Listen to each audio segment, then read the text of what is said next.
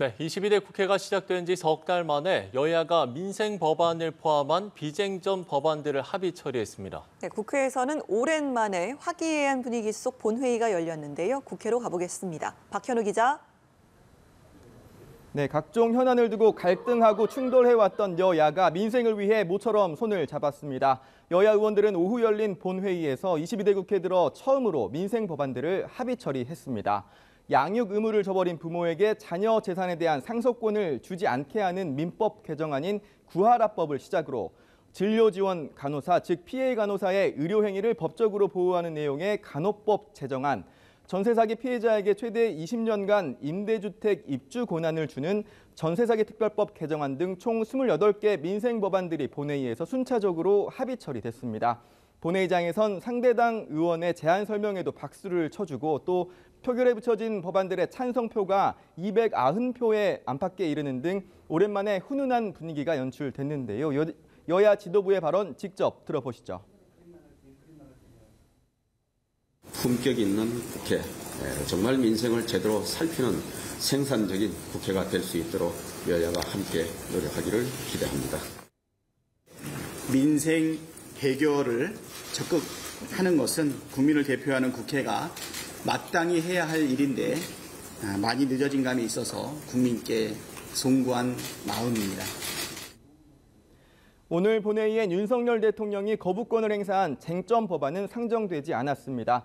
대신 다음 달 26일 본회의를 열어 노란봉투법과 방송사법, 25만 원법을 재표결하기로 했습니다.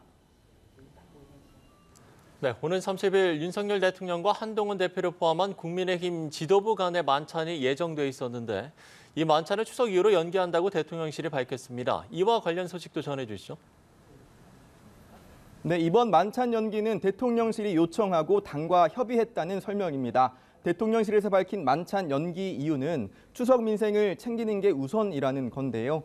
하지만 여권에서는 국민의힘 한동훈 대표가 의대 증원과 관련해 정부 입장과 다른 2026학년도 유예안을 당정협의회에 이어 SNS 등을 통해 공개적으로도 밝히며 정부를 압박하는 모양새를 취하자 대통령실이 여당 지도부와의 만찬 일정을 취소하며 불쾌감을 드러낸 것이라는 해석이 나옵니다. 특히 일부 보도에 따르면 한 대표는 박민수 복지부 2차관의 교체도 요구한 것으로 알려졌는데 대통령실은 이와 관련해서도 의대 증원에 관한 대통령실 입장에는 변함이 없다고 못 봤고 박민수 복지부 2차관 교체 또한 검토한 바 없다고 직접 반박하며 당정 간 갈등이 또다시 표면화하는 모양새인데요. 한 대표는 오늘 당내 복지위 소속 의원들과 전체 회의를 갖고 의정 갈등 관련 논의를 이어가는 등 의지를 굽힐 생각이 없어 보입니다. 한 대표 발언 직접 들어보시죠. 국민의 건강과 안전을 지키는 게 최우선이잖아요. 대단히 중요한 이슈고요. 거기에 대해서 당연히 민심을 전하고 민심에 맞는 의견을 전해야 한다라고 생각합니다. 또다시 촉발된 당정 갈등 양상에 지도부 내 친한계 인사들은 대통령 일정상 만찬은 언제든 취소될 수 있는 것이라면서도 의정 갈등 해결을 위한 정책적 제안은 언제든 해나가야 하는 것이라고 한 대표를 지원 사격했습니다. 반면 친윤계로 분류되는 추경호 원내대표는 한 대표의 유예안과 관련해 당내에서 사전에 심도 있게 구체적으로 논의한 적이 없다면서 의료개혁 관련 정부 추진 방침에 전적으로 동의하고 당도 함께할 생각이라는 입장을 밝혀 당내 갈등 조짐도 감지됩니다. 이런 가운데 민주당에서는 이재명 대표가 코로나 치료를 마치고 복귀했습니다. 이 대표는 복귀 뒤 첫 회의 말미에 한동훈 대표의 중재안을 직접 언급했는데요. 이 대표 발언도 직접 들어보시죠.